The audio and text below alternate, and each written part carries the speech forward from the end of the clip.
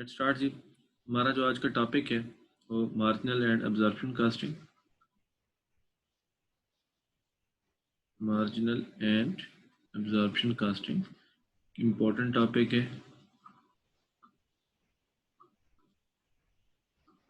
और इसका जो फर्स्ट लेक्चर है वो वैसे इम्पोर्टेंट है क्योंकि आप डिफरेंट इसमें व्यूज़ देखेंगे कि टेक्निक्स किस तरीके से हम इसको सॉल्व करते हैं और डिफरेंट इसके कॉन्सेप्ट्स क्या हैं क्वेश्चंस के। अच्छा जी, marginal and absorption costing basically ये जो है दो हमारे पास अप्रोचेज हैं या इनको हम कह लेते हैं कि दो थ्योरीज हैं या स्कूल ऑफ थॉट्स हैं।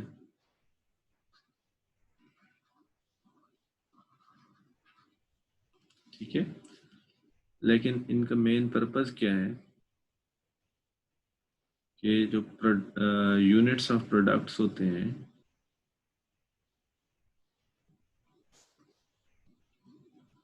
यानी जिनको हम ये कह रहे हैं इन्वेंट्री कह लें बेसिकली,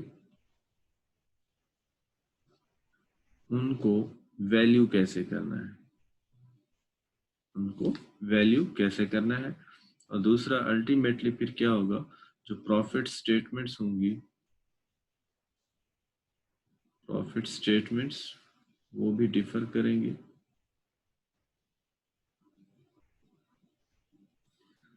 जिसको हम कह रहे हैं बेसिकली नेट ऑपरेटिंग इनकम।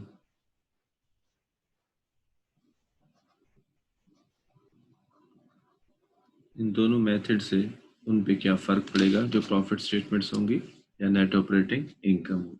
ठीक है, तो अब मेन पर्पस इसका यही है।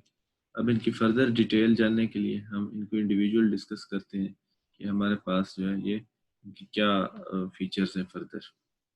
तो फर्स्ट ऑफ ऑल हम एब्जॉर्प्शन कास्टिंग को देख लेते हैं।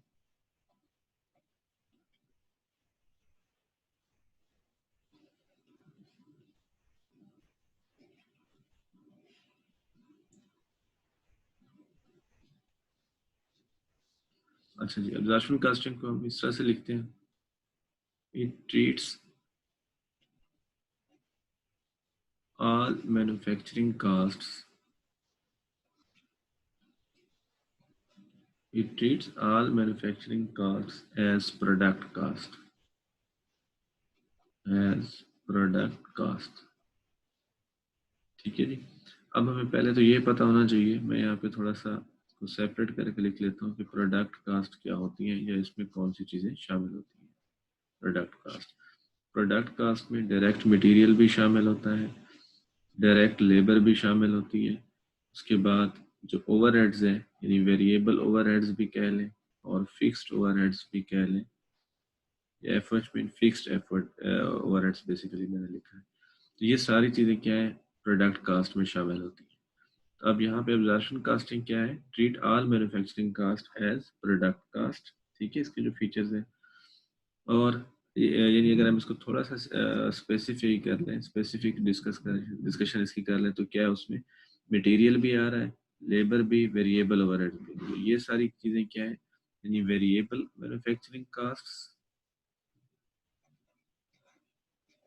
वेरिएबल मैन्युफैक्चरिंग कास्ट एक तो इसमें शामिल है, दूसरा पोर्शन ऑफ फिक्स्ड ओवरहेड्स या फिक्स्ड मैन्युफैक्चरिंग कास्ट वो भी शामिल है, अगर हम मोर स्पेसिफिकली बात करें कंसाइज वे से। ठीक है, उसके बाद यानी अगर हम इसी चीज़ को थोड़ा सा आगे लेके चलें कि जो फिक्स्ड कास्ट है वो कैसे शामिल होती है, तो अगर मैं यहाँ पे थोड़ा सा एक स्केच बना लूँ कि अगर हमने कोई यूनिट कास्ट कैलकुलेट करनी है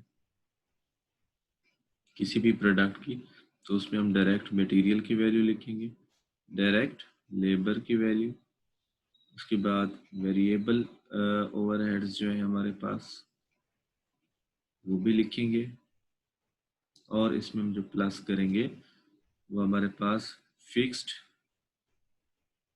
ओवरहेड्स का भी पोर्शन होगा यहाँ पे।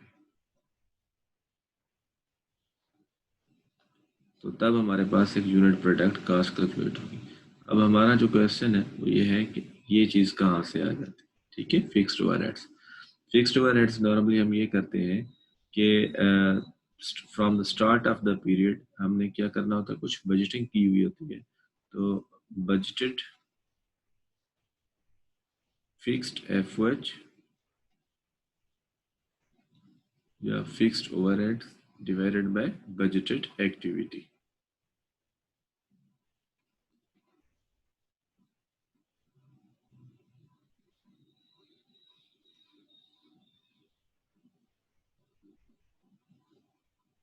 बजटेड एक्टिविटी, तो इस तरह से क्या है कि हमारे पास एक ओवरहेड रेट कैलकुलेट हो जाता है, जिसे हम normally factory overhead applied rate भी कह देते हैं। ठीक है, लेकिन ये फिक्स्ड है, ओनली वेरिएबल है।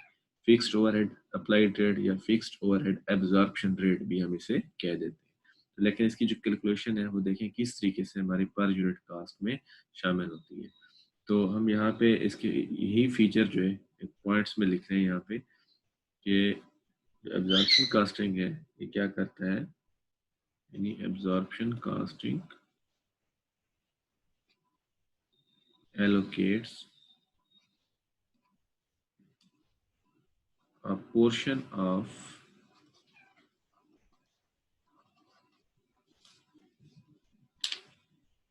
fixed manufacturing overhead to units of product, यानी जितना भी प्रोडक्शन होती है और ओवरऑल जो फिक्स्ड ओवरहेड होता है उसका कुछ पोर्शन क्या होता है, हम यूनिट्स में डिवाइड कर लेते हैं। फॉर एग्जांपल अगर आप यहाँ थोड़ा सा ये देखिए, मैं अगर एक दो एग्जांपल लिख लूँ फिक्स्ड मैन्युफैक्चरिंग ओवरहेड की, लाइक फैक्ट्री बिल्डिंग जो रेंट है, या मैं फैक्ट्री रेंट लिख लूँ, नॉर्मली हमारा फिक्स रहता है। ठीक है, और उसके साथ चले मैं डेप्रिसिएशन भी लिख लूँ, डेप्रिसिएशन ऑफ मशीनरी। फिर इसी तरीके से अगर मैं यहाँ लिख लूँ कि सैलरीज ऑफ वॉचमैन जो फैक्ट्री प्रेमिसेस में होगा, ईटीसी।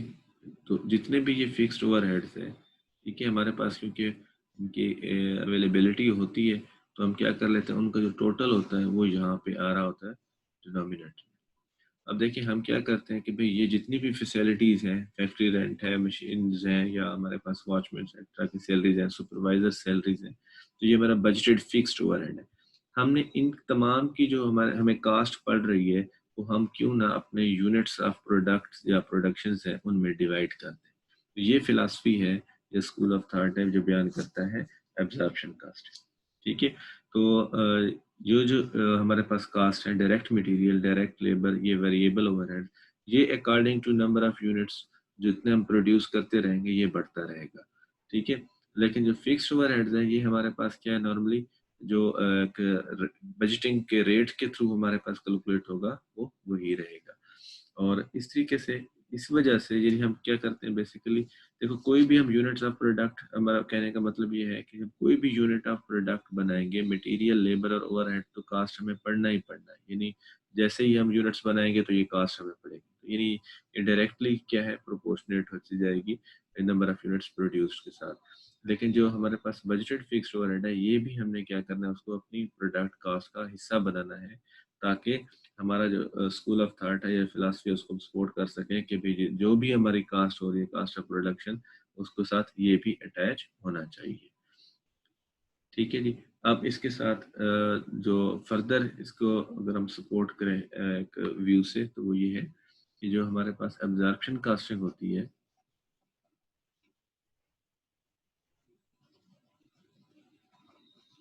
ये कंपल्सरी है फॉर फाइनेंशियल रिपोर्टिंग। ये जो हम अपनी फाइनेंशियल स्टेटमेंट्स बनाते हैं उसमें भी हमने एब्जॉर्प्शन कास्टिंग को ही फॉलो किया हुआ होता है और करना पड़ता है, क्योंकि ये बाय लॉ कंपल्सरी है for financial reporting. And secondly also compulsory for tax calculations, यानी जो टैक्स अथॉरिटीज हैं वो भी हमारे लिए ये रिकमेंड करती हैं कि आपने एब्जॉर्प्शन कास्टिंग ही यूज करना है। इसीलिए हम क्या कहते हैं इस एब्जॉर्प्शन कास्टिंग को फुल कास्टिंग, यानी इसका जो दूसरा नाम हम यूज कर रहे हैं फुल कास्टिंग भी कहते हैं, इसको ट्रेडिशनल कास्टिंग भी कहते हैं, फुल कास्टिंग और ट्रेडिशनल कास्टिंग। ये थे जी इसके कुछ फीचर्स जो एब्जॉर्प्शन कास्टिंग के हैं। ठीक है, फुल कास्टिंग, ट्रेडिशनल कास्टिंग या एब्जॉर्प्शन कास्टिंग हम इसको कहेंगे।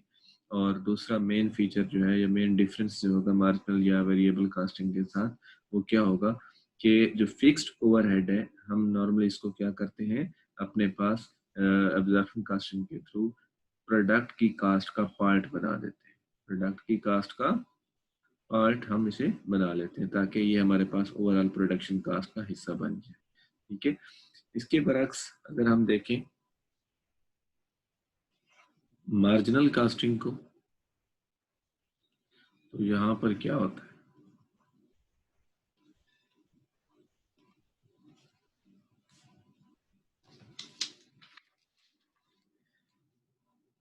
इसको हम थोड़ा सा डिफाइन कर लेते हैं इस तरह से। It tells cost of a unit, cost of a unit of inventory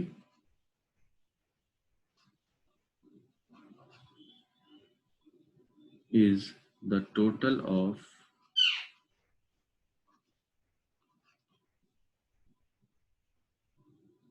all variable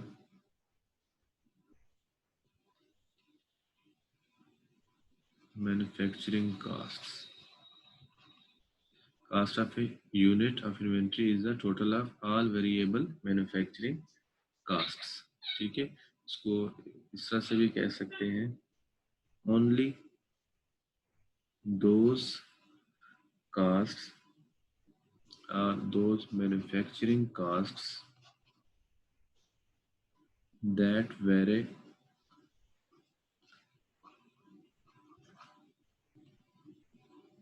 with the output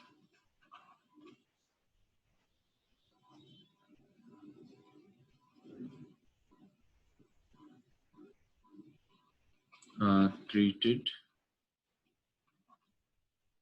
as product cost. तो नॉर्मली इसमें कौन सी चीज़ें हमारे पास शामिल होंगी, direct material, direct labour and variable overheads.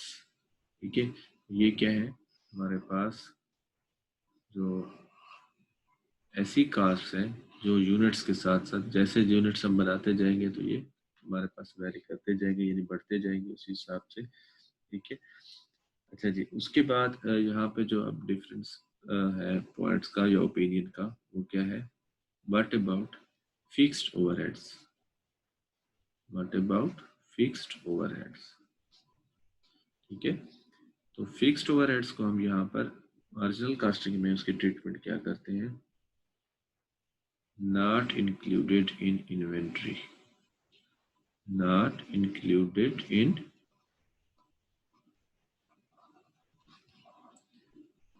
inventory. It is treated as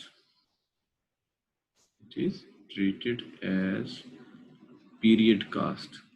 It is treated as period costs.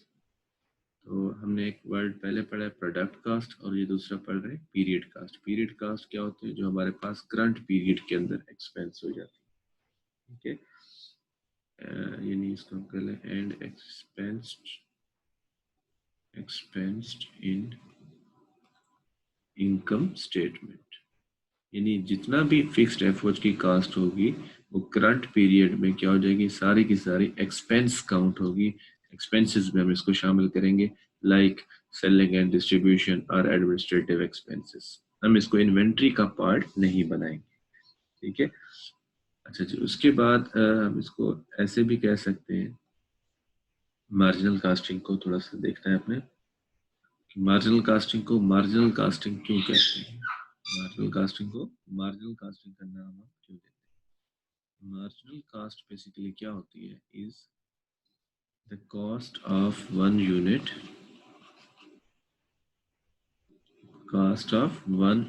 of product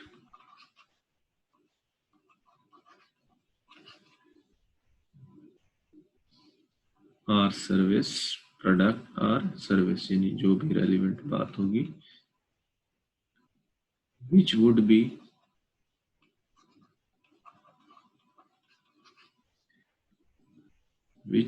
be avoided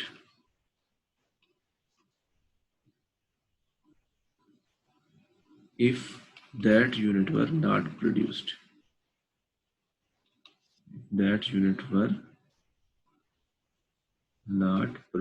यानी अगर हम वो यूनिट प्रोड्यूस ना करें तो ये कास्ट भी हमें नहीं पड़ेगी, यानी इसे अवॉइड किया जा सकता है। ठीक है, यानी इसको दोबारा मैं पढ़ रहा हूँ। Marginal cost is the cost of one unit of product और service which would be avoided if that unit of product or service were not produced, and जो इसको और लिख लें, or it increases if one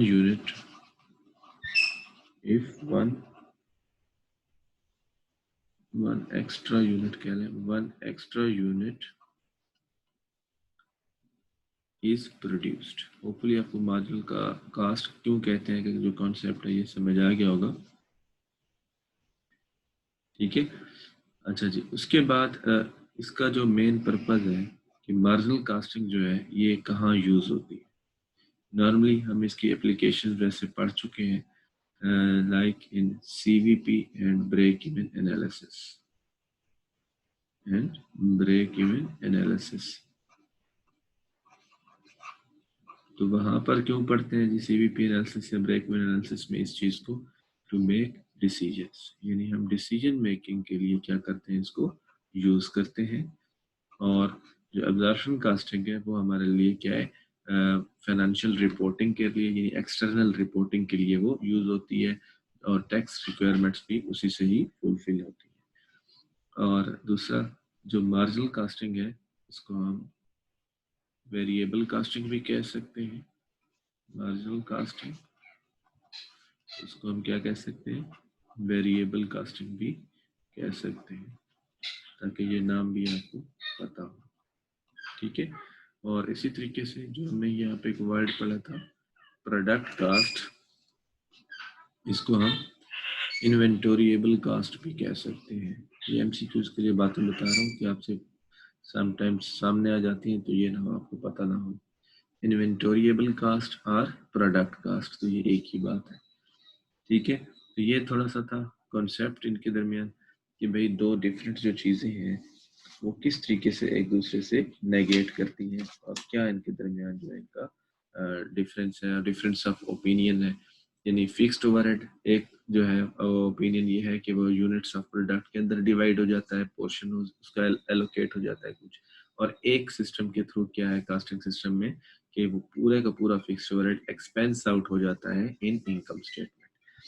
फिर अब इन सारी चीज़ों को प्रूव करने के लिए हमारे पास क्या है, इनके कैलकुलेशंस करने के लिए हमारे पास डाटा होना चाहिए। ठीक है, तो हम इनके यानी जो सॉल्यूशंस होंगे, तो बात मैं लिख रहा हूँ यहाँ पे, फॉर्मेट्स हमें चाहिए कि किस तरह का फॉर्मेट होगा उनमें। ठीक है, और फिर इनके प्रॉफिट्स को रिकनसाइल कैसे करेंगे हम, इन दोनों डिफरेंट मेथड्स के दरमियान जो फ़र्क है वो वाकई इसी फिक्स्ड ओवरहेड के रिलेटेड है या कोई और बात है। ठीक है, तो यहाँ पर अभी हम एक न्यूमेरिकल क्वेश्चन करते हैं, तो उसमें फॉर्मेट भी हम देख लेंगे और ये उस क्वेश्चन भी एक सॉल्व कर लेंगे।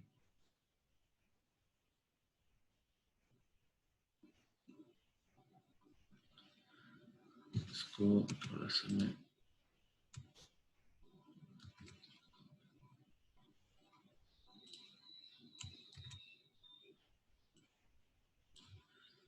तो ये एक एग्जांपल है क्वेश्चन में, इसको लिख रहा हूँ यहाँ पे, आप इसको देखिए, क्वेश्चन कह लें या एग्जांपल कह लें, इसे जो भी नाम दे दें। A company commenced business on 1st March making one product only, the cost card of which is as follows. Direct labor $5, dollars है, direct material $8, variable production overhead $2 and fixed production overhead $5. Standard production cost is $20. The fixed production overhead figure has been calculated on the basis of a budgeted normal output of 36,000 units per annum. The fixed production overhead incurred in March was $15,000 each month. Selling and distribution and administrative expenses are fixed $10,000 per month, variable 15% of sales value. The selling price per unit is $50 and the number of units produced and sold were in the month of March और units में data है production 2000 units की है और sales क्या है 1500 units की. Prepare the absorption casting and marginal casting income statement of March. ठीक है, तो पहले हम एब्जॉर्प्शन कास्टिंग की जो है इनकम स्टेटमेंट हम बना लेते हैं ताकि आपको थोड़ा सा फर्दर क्लियरेंस हो जाए इन चीज़ों की. तो आप जरा देखिए इसको गौर से. Name of the company as usual और उसके बाद हमने बनानी है जी इनकम स्टेटमेंट और उसके बाद मेथड जो है हमारा सिस्टम जो है वो क्या है एब्जॉर्प्शन कास्टिंग.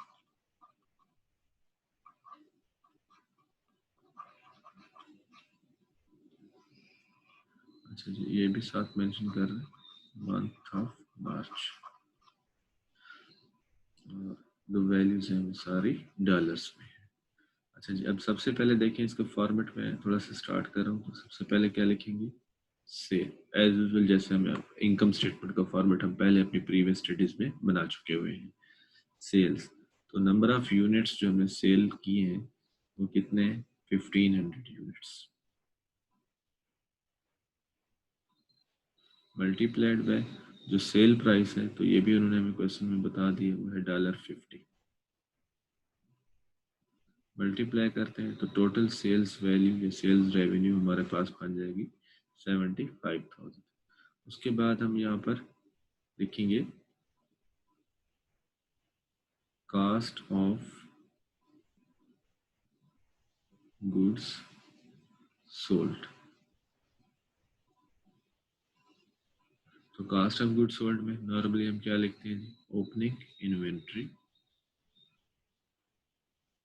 अब थोड़ा सा अपने माइंड को शार्प रखना है. हमारा जो स्टार्टिंग मंथ है 1 मार्च है, यानी कमेंस बिजनेस इन 1 मार्च.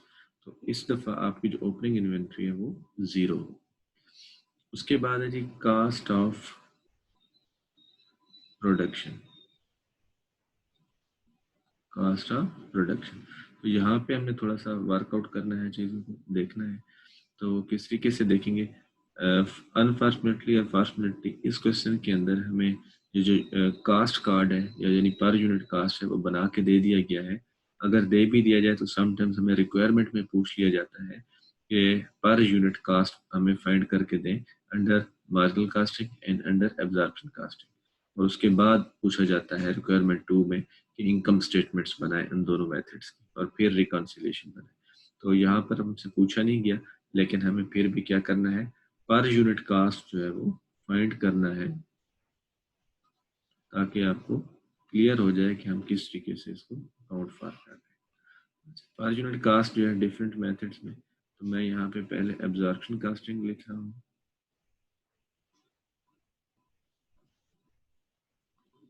और उसके बाद फिर हम इसको लिख लेंगे जो हमारे पास मार्जिनल कास्टिंग का नाम.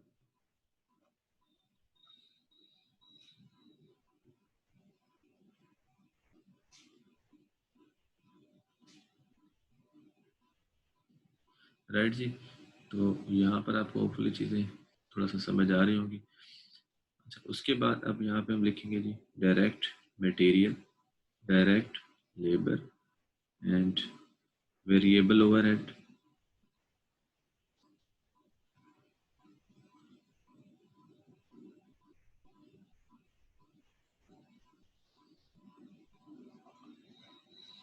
और उसके बाद फिक्स्ड ओवरहेड्स. ठीक है जी, अब एब्जॉर्प्शन कास्टिंग को देखना है. डायरेक्ट लेबर पहले लिखा हुआ है 5, उसके बाद मटेरियल 8 है, यानी मैंने मटेरियल पहले लिखा है तो 8, 5 25। तो एब्जॉर्प्शन कास्टिंग में है जी 8, 5, 2 एंड फिक्स्ड ओवरहेड 5 लिखा हुआ है, लेकिन हमने देखना है कि ये 5 कैसे कैलकुलेट हुआ। तो अभी हमने थोड़ा सा, क्योंकि इसे एक फार्मूला यूज किया था कि हमारे पास एक बजटेड क्या होता है, फिक्स्ड ओवरहेड होता है, और नॉर्मली बजटेड एक एक्टिविटी होती है जिसके ऊपर हम डिवाइड करते हैं तो हमारे पास ये रेट आ जाता है। ठीक है, तो ये रेट कैसे कैलकुलेट हुआ, हम इसको थोड़ा सा प्रूव करते हैं। अब क्वेश्चन में देखिए तो हमारे पास fixed production overhead figures have been calculated on the basis of a budgeted normal output of 36,000 units per annum. 36,000 units per annum. तो इट मीन्स कि यहाँ पर जो बजटेड एक्टिविटी थी वो एनुअल बेसिस पे 36,000 यूनिट्स थी, और यहाँ पे जो भी बजटेड एफ वच था वो था, और हमारे पास क्योंकि उन्होंने रेट कैलकुलेट करके दे दिया है तो वो ये। ठीक है, तो अगर हम इसे क्रॉस मल्टीप्लाई करें तो हमारे पास टोटल बजटेड एफ वच जो एनुअल बेसिस पे होगा वो आ जाएगा विच इज 1,80,000। तो ये एनुअल बेसिस पे कैलकुलेट हुआ। तो क्योंकि हमने मार्च के लिए कैलकुलेट किया तो हम इसी चीज़ को मंथली बेसिस पे भी कन्वर्ट कर सकते हैं। अगर हम यहाँ पे ये लिख लें कि हमारे पास ये जो है ये 15,000 है। ठीक है, और जो हमारे पास प्रोडक्शन थी 36,000, ये भी मंथली बेसिस पे ले लें तो ये 3,000 है। इट मीन्स कि हमारे पास जो रेट आ गया वो $5। यानी किसी भी आप एंगल से कैलकुलेट करेंगे तो आपके पास ये कैलकुलेशन प्रूव हो जाएगी। तो इस तरीके से हमारे पास एब्जॉर्प्शन कास्टिंग के थ्रू जो यूनिट प्रोडक्ट कास्ट बन रही है वो कितना है जी, टोटल $20, जो उन्होंने वहाँ पे हमें वैसे बना के दे दी हुई थी यहाँ पे। ठीक है, तो इन एनी कास्ट जो है ना आप जो है ये देखना होगा कि किस तरीके से जो है ना हम इसको कैलकुलेट करते हैं। अच्छा जी, कास्ट ऑफ प्रोडक्शन, तो हमारी जो प्रोडक्शन है वो देखिए कितने यूनिट्स की है, 2000 यूनिट्स की है। तो हम यहाँ पे क्या करेंगे, 2000 units multiplied by per unit cost हमारे पास है 20 अंडर एब्जॉर्प्शन कास्टिंग। हमने इसे मल्टीप्लाई किया तो ये हमारे पास कास्ट ऑफ प्रोडक्शन हो गई 40,000। उसके बाद हम यहाँ से लेस करते हैं अगर एंडिंग इन्वेंट्री के कोई यूनिट्स हैं हमारे पास।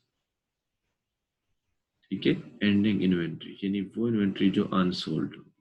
अब हमारी प्रोडक्शन 2000 यूनिट्स की है, अगर तो ये सारे सेल आउट हो जाते तो वेल एंड गुड, अगर नहीं है तो फिर कोई एंडिंग इन्वेंट्री है। अब सेल्स हमारी 1500 यूनिट्स है, इट मीन्स कि हमारे पास जो 500 यूनिट्स हैं वो रिमेनिंग है इनटू 20। तो ये हमारे पास बन जाएंगे जी 10,000। तो हमारा जो आंसर आ जाएगा वो क्या होना चाहिए, CGS at normal, CGS at normal which is 30,000।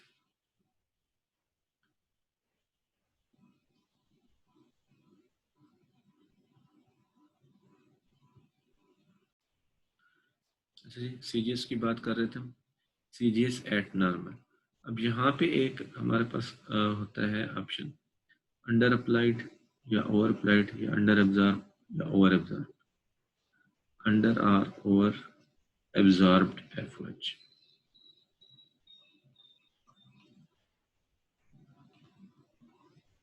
तो फिर हमारे पास जो आंसर आता है उसे हम कहते हैं CGS एट एक्चुअल। ठीक है, तो उसकी वैल्यू हम यहाँ पे पुट करते हैं, उसके बाद हमारे पास आंसर आ जाएगा ग्रास प्रॉफिट। अच्छा जी, अब इसमें जो अंडर या ओवर एब्जॉर्ब एप्लीकेशन है इसको भी डिफरेंट वे से देखा जा सकता है।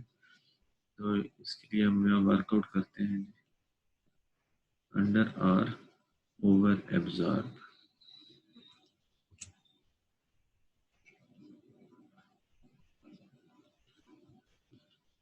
एफएच। अब ये सिर्फ फिक्स्ड एफएच की बात हो रही है, तो इसके लिए सिंपल से कैलकुलेशन है। आप एक तो ये लिखिए कि फिक्स्ड ओवरहेड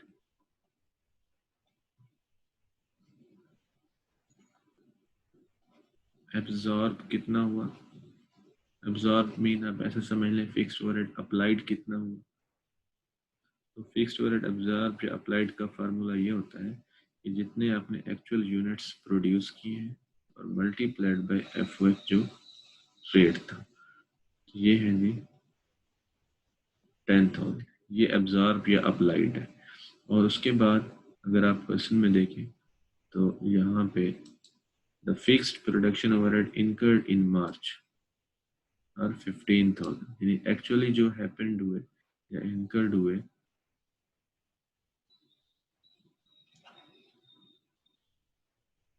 actually incurred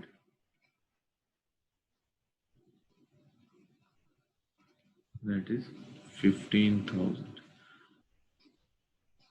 अब ये जो एब्जॉर्ब्ड है ये नॉर्मली हम क्या लिखते हैं, अपने पास प्रोडक्शन कॉस्ट में लिखते हैं, अपने प्रॉफिट एंड लॉस में लिखते हैं, प्रोडक्शन कॉस्ट का पार्ट बनाते हैं और अपने स्टेटमेंट्स में यूज करते हैं ये फिगर। ठीक है, एब्जॉर्ब वाला, क्योंकि जो एक्चुअल होता है ये हम एंड पे जाके देखते हैं, एंड ऑफ द पीरियड, और फिर हमारे पास जो इनके दरमियान वेरिएशन होती है हम उसको एडजस्ट कर रहे होते हैं, जैसे अब अभी हम कर रहे हैं। तो डिफरेंस यहाँ पे क्या आ गया, $5,000 का आ गया। तो अब ये देखो क्या है हमारे पास सिचुएशन, अंडर एब्जॉर्ब, क्योंकि एब्जॉर्ब क्या हुआ, कम हुआ। ठीक है, और दूसरा इसको आप इस तरीके से भी देख सकते हैं, दूसरा एंगल, कि जब आपका ये एफ रेट कैलकुलेट किया गया था $5, तो उस वक्त जो आपकी कैपेसिटी थी, जिस कैपेसिटी पे ये रेट कैलकुलेट किया गया था, capacity eight which rate was calculated, eight which rate, उसमें हिंट लिख रहा हूँ, तो वो कितना थी, 3,000 यूनिट्स मंथली बेसिस पे। अगर आप यहाँ पे थोड़ा सा यहाँ पे देखें इस चीज़ को, ठीक है। और जो आपके एक्चुअल यूनिट्स प्रोड्यूस्ड हैं, एक्चुअल कैपेसिटी जो है अचीव जो आपने की वो क्या है, 2,000 यूनिट्स। तो आपने 1,000 यूनिट्स क्या की, कम कैपेसिटी अचीव की। ठीक है, अब 1,000 यूनिट्स को अगर हम $5 से मल्टीप्लाई कर दें, अगेन आपके पास क्या आ जाएगा, $5,000 अंडर एब्जॉर्ब। ठीक है, अच्छा जी, अब एक तो ये डिसीजन हमने करना है कि ये अंडर एब्जॉर्ब है या ओवर एब्जॉर्ब। उसके बाद फिर इसका करना क्या है, अंडर एब्जॉर्ब का या ओवर एब्जॉर्ब। ठीक है, जब ये डिसीजन हो गया कि इसको किधर एडजस्ट करना है, number 1 option is cost of goods sold में आप इसे प्लस करें या माइनस करें, यानी अगर अंडर अब्जॉर्ब है तो प्लस हो जाएगा, ओवर अब्जॉर्ब है तो माइनस हो जाएगा। लेकिन यहाँ पर ये बात ध्यान में रखिए कि सपोज अंडर अब्जॉर्ब है तो हमने कहा कि सीजीएस में प्लस हो जाएगा, तो उससे हो क्या रहा होगा, सीजीएस आपका इंक्रीज हो जाएगा। इसके अंडर अब्जॉर्ब के होने से सीजीएस आपका क्या हो जाएगा, इंक्रीज हो जाएगा। अब सीजीएस इंक्रीज होगा तो उसका इम्पैक्ट क्या होगा, प्रॉफिट पे, प्रॉफिट क्या हो जाएगा, रिड्यूस हो जाएगा। ठीक है, ये आपको पता होना चाहिए। दूसरा वे आउट क्या है कि आप डायरेक्टली क्या करें, सीजीएस में पार करने की बजाय प्रॉफिट स्टेटमेंट में ही लिखें, यानी जहाँ पे हम सेलिंग एंड एडमिन एक्सपेंसेस लिखते हैं प्रॉफिट स्टेटमेंट में, उसे कह रहा हूँ, उसी में ही डायरेक्ट आप इसको लिखें। अगर अंडर अब्जॉर्ब है तो वहाँ पे उसका इफेक्ट क्या होगा, प्रॉफिट को वो प्रॉफिट में से उसको माइनस कर दें ताकि आपका प्रॉफिट रिड्यूस हो जाए। देखिए इफेक्ट आपका वही आ रहा है, आप पहले उसे सीजीएस में प्लस कर रहे हैं, उसके बाद सीजीएस से आपका प्रॉफिट कम हो रहा है, तो डायरेक्टली आप प्रॉफिट में ही उसको जाके क्लोज करें, यानी उस जो हमारे पास अंडर अब्जॉर्ब है या ओवर अब्जॉर्ब। ठीक है, तीसरा होता है हमारे पास नॉर्मली एंटायर प्रोडक्शन को हम क्लोज करते हैं, ये जितना भी ये स्टेटमेंट्स होती हैं एंटायर प्रोडक्शन। तो एंटायर प्रोडक्शन मीन्स ये होता है इसमें सीजीएस हो गया, वर्क इन प्रोसेस जो एंडिंग होता है और जो एंडिंग फिनिश्ड गुड्स होती है। तो नॉर्मल आप अपनी बुक्स में जो रेलिवेंट हमारे टॉपिक हैं उसमें या तो ये देखेंगे या ये देखेंगे, फिलहाल आप इसको नहीं देखेंगे। ठीक है, कि सीजीएस को क्लोज करना है तो उसकी क्या ट्रीटमेंट होगी, प्रॉफिट स्टेटमेंट में यानी इनकम स्टेटमेंट के अंदर इसको अगर एडजस्ट करना है वहाँ पर प्रॉफिट्स को डायरेक्टली यानी डिल्यूट करना है तो डायरेक्टली भी कर सकते हैं। अगर यहाँ ओवर अप्लाइड होगा तो देखें क्या होगा, प्रॉफिट उससे बढ़ जाएगा क्योंकि सीजीएस उससे कम हो जाएगा। होपफुली यहाँ पे आपको ये बात क्लियर होगी। अब हमारे पास यहाँ पे मैंने जैसे यहाँ लिखा हुआ था कि अंडर ओवर अब्जॉर्ब जो है वो मैंने सीजीएस में क्लोज किया हुआ है, तो मैं यहाँ पे इसको क्या करूँगा, सीजीएस में ही लिख देता हूँ प्लस 5000 जो हमने ये कैलकुलेट किया था अंडर अब्जॉर्ब। ठीक है, ये वाला। तो इट मीन्स अब हमारे पास जो सीजीएस एट एक्चुअल हो जाएगा वो 35,000 माइनस करेंगे सेल्स में से तो हमारे पास ग्रॉस प्रॉफिट बन जाएगा 40,000।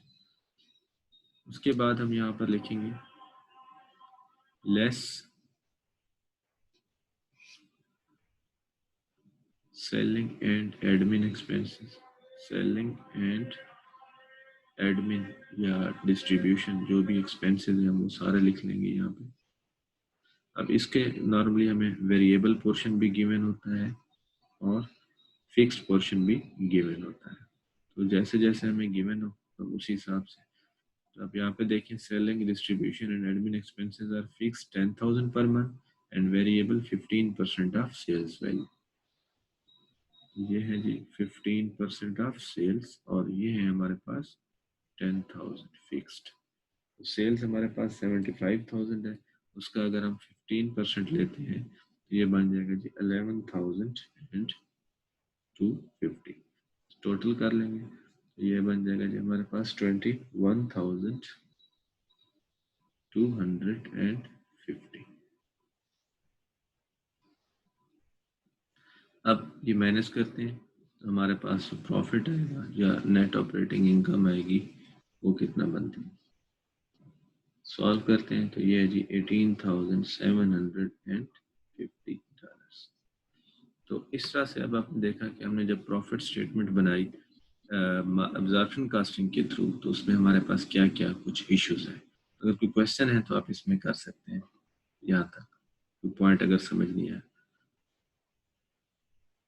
इसको मैं अगर रिकॉल करवाऊं तो सिर्फ आप ये देखें कि जब भी आपने ये क्वेश्चन स्टार्ट करना है मार्जिनल अब्जॉर्प्शन का तो सबसे जो पहला आपने फोकस करना है पर यूनिट कास्ट पे रखना है।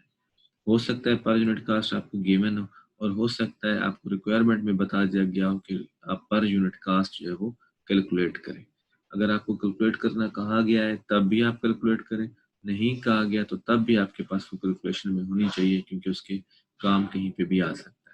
ठीक है, उसके बाद आपने अपनी स्टेटमेंट बनाना है, तो उस स्टेटमेंट को बनाते हुए आपने जिन जिन चीज़ों का ख्याल रखना है वो आपके सामने है। सेल्स लिखना है फॉर्मेट में भी इसी तरीके से, और cost of good sold opening inventory पे फोकस करना है कि वो क्या होगी, कास्ट ऑफ प्रोडक्शन क्या होगी, एंडिंग इन्वेंट्री को कैसे फाइंड करते हैं, और उसके बाद सीजीएस एट नॉर्मल और जो क्रिटिकल पार्ट है अंडर आर ओवर एब्जॉर्प्शन का वो भी आपने देख लिया। सीजीएस एट एक्चुअल आ जाएगा, ग्रॉस प्रॉफिट और उसके बाद selling and admin expenses and then profit. अब इसी तरीके से मैं ये कैलकुलेशन करता हूँ दूसरे तरीके से जो हमारे पास कंट्रीब्यूशन फॉर्मेट है यानी मार्जिनल कास्टिंग का जो तरीकाकार है वो हमारे पास क्या है, मैं उसके थ्रू उसको वर्कआउट करता हूँ।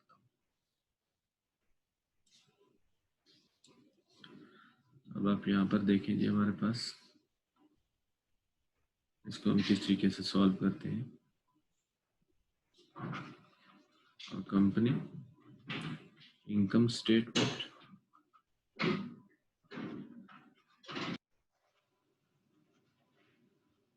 For the month of March चाहिए और इसके साथ यहाँ लिख लें कि अप्रोच कौन सी है, मार्जिनल कास्टिंग जी। तो ये वैल्यूज इन डॉलर्स, सबसे पहले हम क्या लिखेंगे, सेल्स। अब सेल्स जब हम लिखते हैं तो ये फिगर्स हमारे पास नॉर्मली मौजूद है, $50 तो 75,000। अच्छा, अब इसमें थोड़ा सा कॉम्प्रिहेंसिव वे में मैं लिखना चाह रहा हूँ, लेस जितनी भी वेरिएबल कास्ट हैं हमने वो माइनस कर, वेरिएबल कास्ट अब वेरिएबल कास्ट दो तरह की है, मैन्युफैक्चरिंग भी है और नॉन मैन्युफैक्चरिंग भी है, आपने सारी लिखनी है। तो सबसे पहले आपने यहाँ लिखना है variable cost of goods sold, variable cost of goods sold, इसको हम कैलकुलेट करेंगे। अगेन ओपनिंग इन्वेंट्री, तो वो हमारे पास 0 है। Cost of production, cost of production, तो हमारे पास 2000 यूनिट्स प्रोड्यूस्ड है multiplied by per unit cost. तो पर यूनिट कास्ट के लिए मैं थोड़ा सा फिर यहाँ पे आना होगा। देखिए, तो डायरेक्ट मटेरियल अगेन हमारे पास 8, डायरेक्ट लेबर 5, वेरिएबल ओवरहेड 2, और हमने अपने थियोरेटिकल पार्ट में ये पढ़ लिया है कि फिक्स्ड ओवरहेड जो है वो इसका पार्ट नहीं बनता। तो ये हमारे पास बन जाएगा जी कितना, 15। इसका मतलब है हमारे पास ये जो कास्ट है वो कितना पड़ रही है, $15 पर यूनिट। तो यहाँ पर हम इसे मल्टीप्लाई करते हैं, $15 पर यूनिट, तो ये हमारे पास जो कास्ट बन जाएगी वो 30,000 प्रोडक्शन कास्ट। उसके बाद हम यहाँ से लेस क्या करते हैं, एंडिंग इन्वेंट्री। तो एंडिंग इन्वेंट्री आपको पता है, हम पहले उनके वैल्यूज लिख चुके हुए हैं। 500 यूनिट्स हैं, 1500 क्योंकि सेल आउट हो गए, 2000 प्रोडक्शन थी। तो $15 से जब मल्टीप्लाई करेंगे ये हमारे पास वैल्यू 7500 बन जाएगी। अब यहाँ पे हमारा जो आंसर आ जाएगा वो क्या होगा, वेरिएबल कास्ट ऑफ सेल्स हो जाएगा जी 22,500। ये वेरिएबल कास्ट ऑफ सेल्स है बेसिकली, ये हमने कैलकुलेट किया। उसके बाद हम यहाँ लिख लेंगे variable selling and admin expenses, variable selling and admin expenses. तो वो उन्होंने हमें बताया हुआ है 15% ऑफ सेल्स। जब हमने 15% ऑफ सेल्स कैलकुलेट किए तो ये बन गया 11,250। अब हमारे पास क्या आ गए, total variable expenses, total variable expenses plus किया दोनों को, तो ये बन गया जी 33,750। अब देखिए हमारे जो सेल्स की वैल्यू है उसमें से जब टोटल वेरिएबल एक्सपेंसेस हम माइनस करते हैं तो हमारा आंसर आ जाता है total contribution margin, total contribution margin.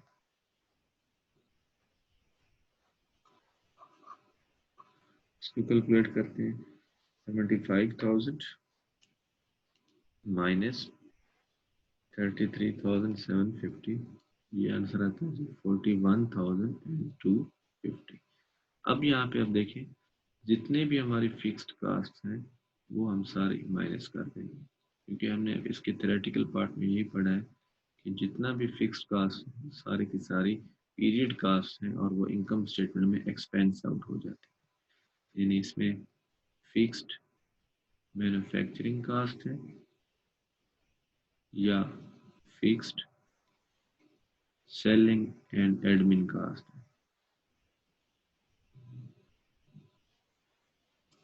ठीक है। अच्छा जी, अब फिक्स्ड जो सेलिंग एंड एडमिन कास्ट है ये हमारे पास है 10,000,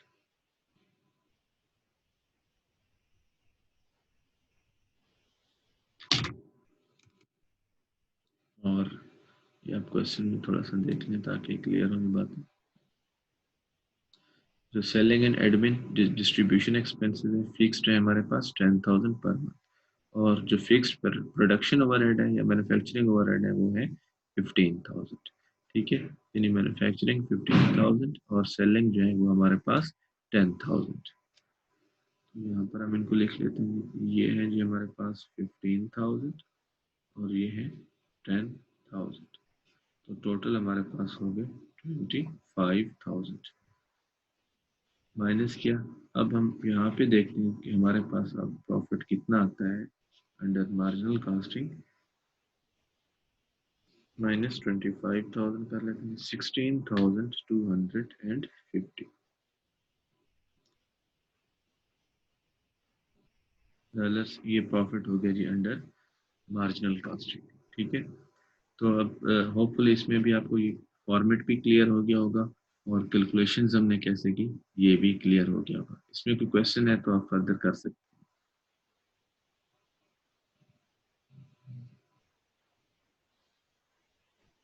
क्लियर है जी यहाँ तक?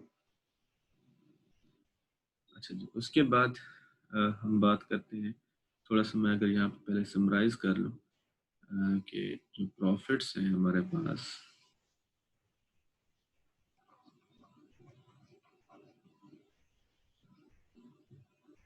एक मेथड में आ रहा है हमारे पास 18,750 जो एब्जॉर्प्शन कास्टिंग है, और जो प्रॉफिट हमारे पास है मार्जिनल कास्टिंग का तो वो है 16,250, ये मार्जिनल कास्टिंग। ठीक है, अब हम इन प्रॉफिट्स को क्या करते हैं, रिकंसाइल करते हैं कि इनके दरमियान डिफरेंस क्यों है। ठीक है, मेक रिकंसिलिएशन।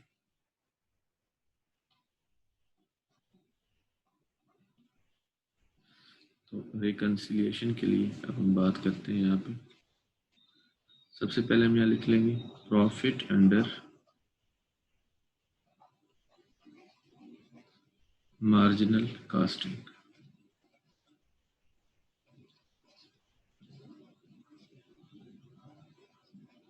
तो ये है जी हमारे पास डॉलर 16,250। फिर इसमें हमारे पास दो ऑप्शन हो सकते हैं, एक ऐड का और दूसरा लेस का। ऐड में हम क्या लिखेंगे, फिक्स्ड ओवरहेड डेफर्ड इन एंडिंग इन्वेंट्री।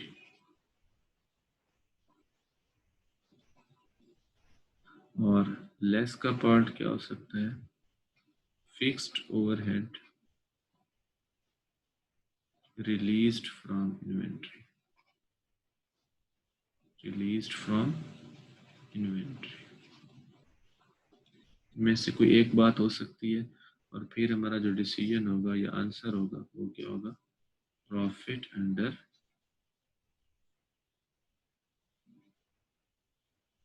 Absorption casting.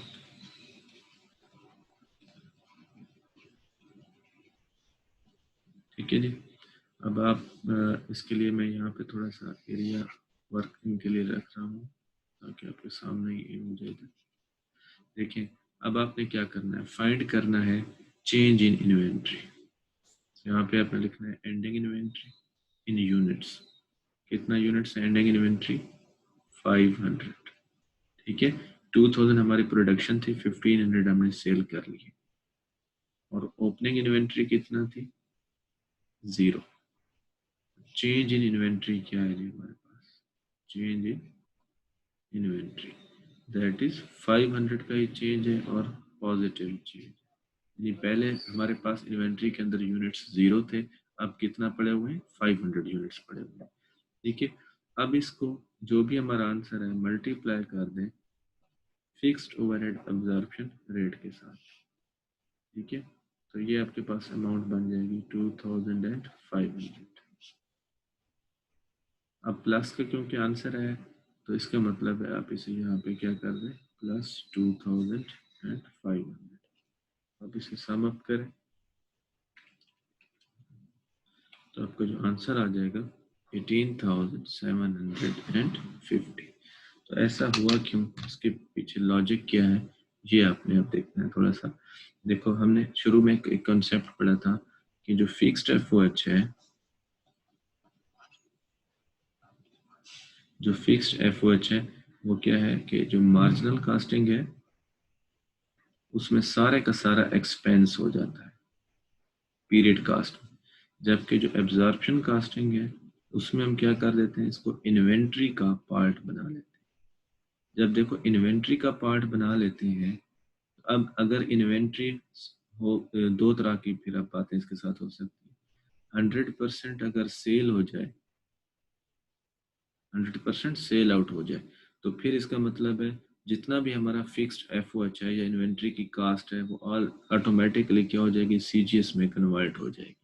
और अगर अनसोल्ड हो गया कुछ पार्ट, तो फिर क्या होगा, जो फिक्स्ड एफओएच है वो क्या हो जाएगा, एंडिंग इन्वेंट्री का पार्ट बन जाएगा। अब एंडिंग इन्वेंट्री का पार्ट बनने का मतलब ये है कि एंडिंग इन्वेंट्री जब हम लिखते हैं तो बैलेंस शीट में वो हमारा एसेट होती है। अब उस कुछ एक्सपेंस का पार्ट, वो जो फिक्स्ड एफओएच है, एक्सपेंस आउट होने की बजाय कहाँ चला गया, डंप होके एसेट में चला गया, एक्सपेंस नहीं बना। क्या हुआ, एक्सपेंस नहीं बना, तो इस वजह से वो इन्वेंट्री का पार्ट बना हुआ है। अब वो जो डिफरेंस है तो वो हमने यहाँ कैलकुलेट किया कि भाई जितना अब इन्वेंट्री बढ़ती जाएगी, जितना भी इन्वेंट्री मजीद बढ़ती जाएगी तो फिक्स्ड एफओएच उसके अंदर डंप होता जाएगा।